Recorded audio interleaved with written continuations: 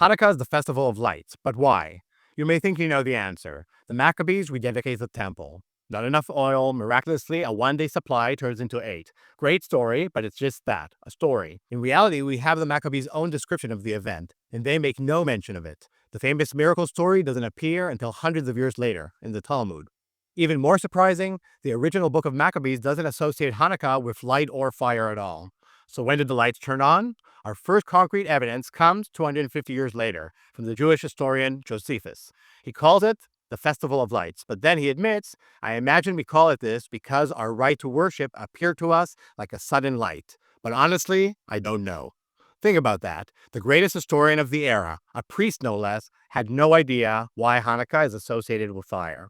So something happened in the middle between the Maccabees and Josephus. But what?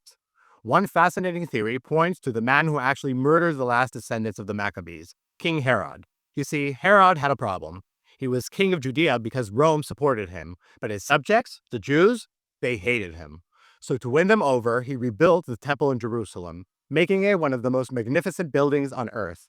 But he still had an issue: legitimacy. This wasn't the ancient temple, it was a shiny new building built by a usurper. So Herod crafted a story. It's found in a letter in 2 Maccabees, likely propaganda from his own court. It claims that when the Jews built the second temple, they found a secret stash of naphtha, oil left over from the first temple. When they poured it on the altar, it burst into magical flame. Herod's message was clear.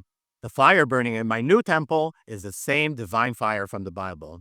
He rebranded the holiday. It wasn't about the Maccabean rebels anymore. He didn't want people thinking about the kings he just killed. It was about the fire.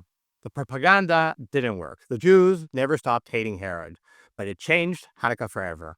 Now you know.